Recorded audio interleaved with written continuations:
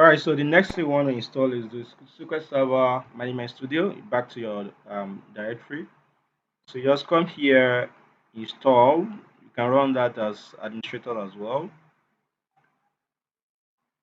So it's going to start the installation. The essence of this is just for you to have a GUI to manage your database, as opposed to command line interface to your database.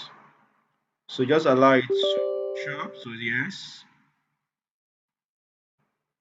So you have Microsoft SQL Server Management Studio with Azure Database Studio. So it's going to install somewhere there. You just say um, yes. So install.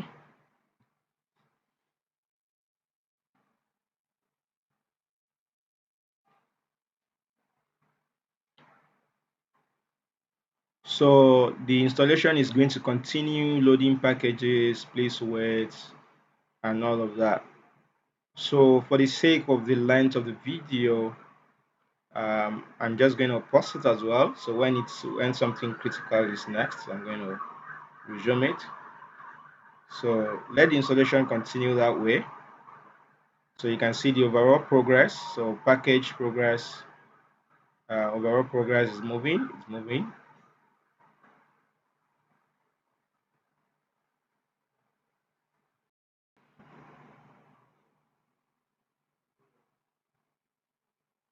So once the installation is complete, so this is what you get to see: Microsoft SQL Server Management Studios with Azure Data Studio setup completed. So all specified components have been installed successfully.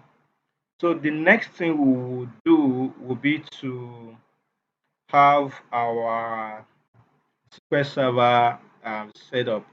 So what I'm going to do will be this can be closed right now. So let's go to SQL Server. So you have this SQL Server 2019 Configuration Manager. So click on that, and then this is going to show up. Now, so once this shows up right now, so the first thing you want to see is that you'll see that SQL Server Services, the browser is stopped, the SQL Server is running, the full text is stopped. So the first thing you want to do is come to server network configuration, SQL Server network configuration. So open it. So when you open that, click on the protocol for MS SQL Server. So you first of all come to the name pipes. So ensure that you just double click on that, or you change that to enable. You enable that. So you right click and enable. So you have that enabled. That's enabled right now. So the next thing you want to do is to also enable the TCP IP. So when you click on that enable, that's the first, and the second, right click and click on the properties.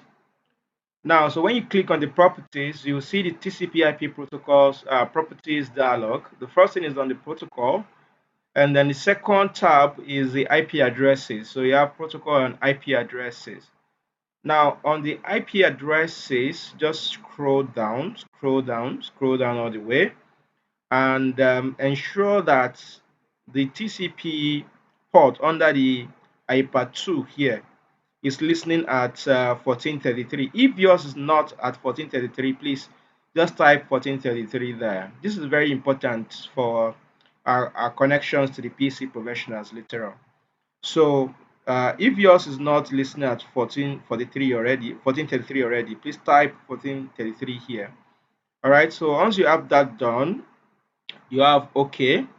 Then the next thing you want to do is to go back to the SQL Server, and then come here and then change this one. You have other boot system, that's the startup mode for SQL Server browser. You can change it to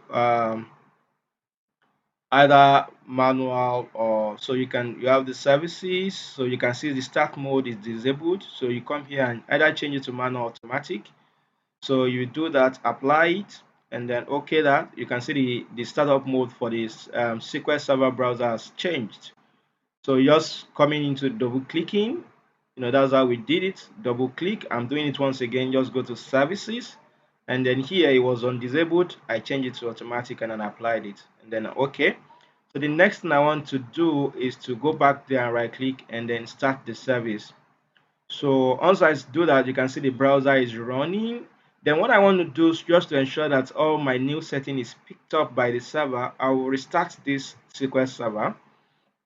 I will restart the SQL server, you know, just to ensure that the everything is picked up.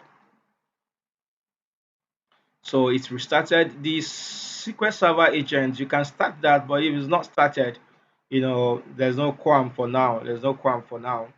So I'm just gonna go ahead and go to my studio configuration now. So I haven't configured the named pipe, and then you know, and starting my services, the SQL services, server services. So the next thing I'm going to do is to go ahead and create another database instance in my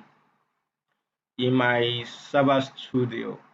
All right, so I'm going to break this video and then let's catch up with the next video.